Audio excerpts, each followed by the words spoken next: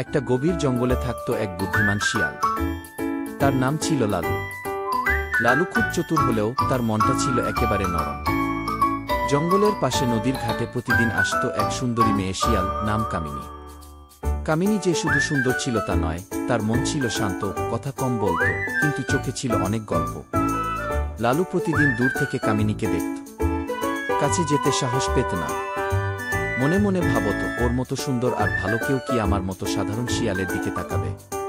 একদিন জঙ্গলে ভয়ানক খরা পড়ল। নদীর জল শুকিয়ে গেল। খাবারের অভাবে সবাই চিন্তায়।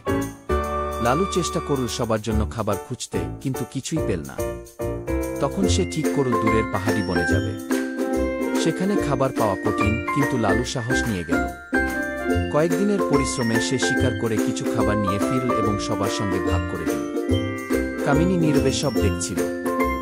সেদিন প্রথম কামিনী লালুর কাছে এসে বলল, তুমি শুধু চতুর না, তোমার মনও অনেক বড়।